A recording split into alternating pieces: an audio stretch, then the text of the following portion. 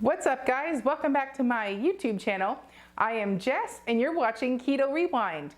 First things first, if you're new here, please consider hitting that subscribe button, turn on those notifications so you don't miss any videos. If you're not new here, welcome, welcome, welcome back. I am so thankful to have you here, supporting and cheering me on. And then also I want to say two more things. One, not a medical doctor, not a health coach. I will not be giving any medical advice on this channel. I am just expressing what has worked for me, what has not worked for me, in my journey to lose 140 pounds. So, and then the last thing, I did upgrade to a new microphone. I've been getting a lot of complaints about the audio, and I just wish we could focus on the content. If you're looking for perfection on this channel with editing, lighting, it's not me. You're gonna go probably find another channel. My channel, I use everything I can possibly use to make my videos better, but my goal still is to create good content, not worry about the lighting, the sound, the editing, So if you want perfection, probably not the channel for you. If you like just the regular, real, authentic content, stick around and let's get started for a week 50 keto transformation update.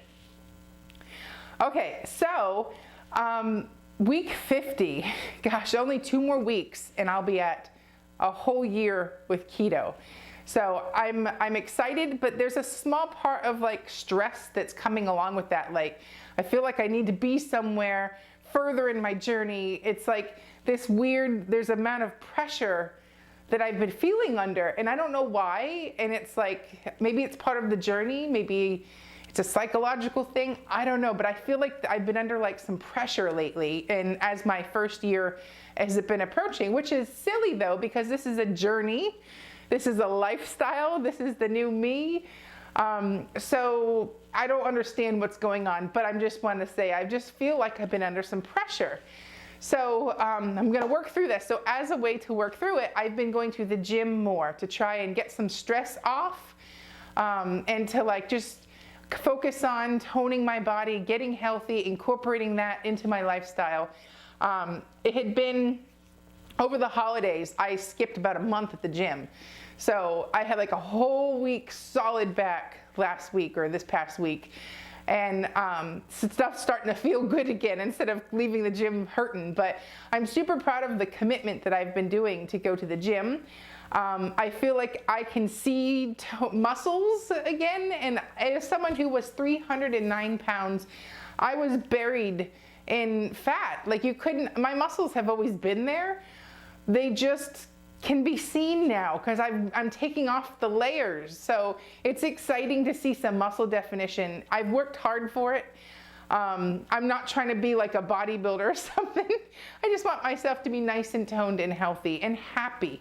So, so a lot of going to the gym is part of my self-discipline to keep myself moving forward and loving the skin that I'm in.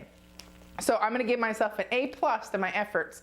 So, oh, and then also on the weekends when we have our kids home, we're having family days, we go to the park a lot because, you got to burn off energy on little ones. So I always sit, a couple months ago I decided, after watching my kids and the monkey bars and all this stuff, I'm like, why am I just sitting here? Why don't I see if I could do any of this stuff? So I started a couple of months ago just to see if I could even do anything.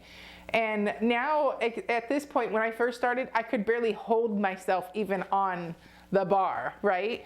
And then I've been doing the gym for the, several months, building arm strength and all that, lots of work.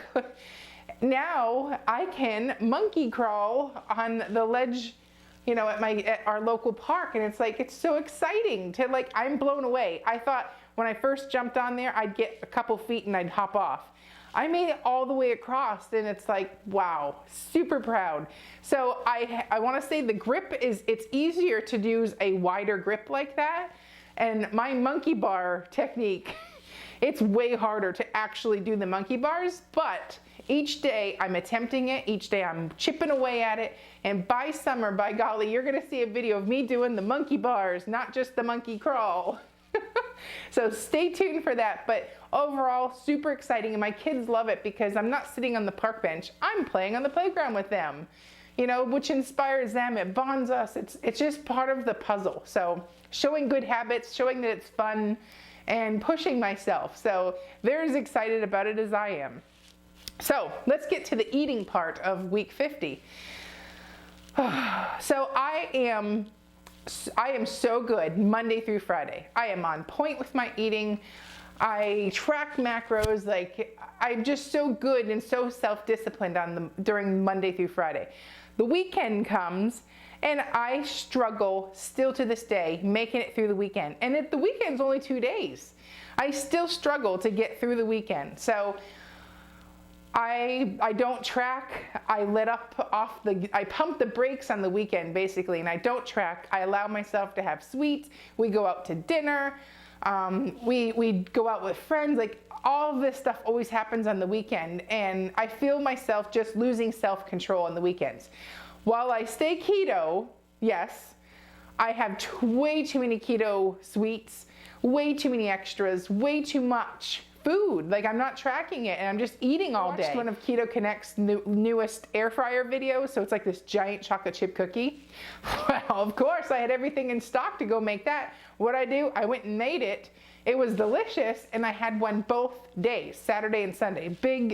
My husband and I split it, but still, it's like I didn't need that, and I found myself making it and eating it, and it's like, oh, what am I doing here? And then we go out to dinner, and like the portion sizes at a restaurant are massive, even though it's keto, and it's like I could just stop and eat half of it, but I find myself eating all of it, so it's like very frustrating to like blow it, not really blow it, because that would be like going completely off of keto, but I still feel like I blow it on the weekends.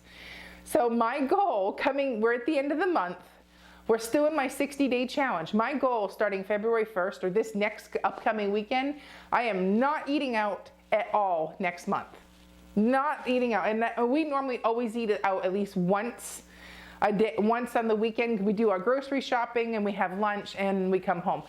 Well, lately it's become Friday, Saturday, and Sunday we're eating out. And it's like, I'm not even cooking on the weekends anymore. So my goal coming up for the next weekend, we're going through it too, so I'll be able to give you an update at the next weekly weigh-in, but I am not going out anymore. Like, I can't control myself. The sneaky ingredients, the temptation, it's not worth it. And it's something I have battled since since I started this journey. Like, the weekends are tough. I totally get it.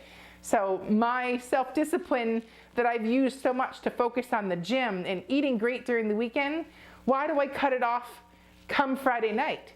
So that Friday night, Saturday, and Sunday, I'm, wild.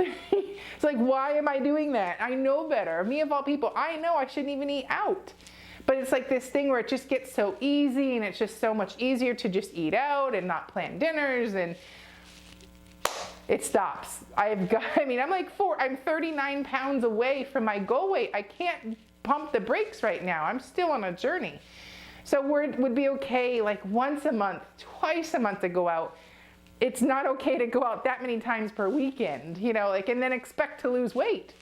So my goals coming up are self-discipline on the weekends, like above anything else, self-discipline. And trust the process. So, I weighed in today. I'm still 210, which I was up a pound since last week. So I'm still up that pound. I didn't lose it, even though I worked out like crazy at the gym. The eating on the weekend sabotages that whole work. And I need to remember what's more important here. I can live all I want once I hit my goal weight. Right now, it's still business time. We got to get down to business. I am not at my goal weight. I know better.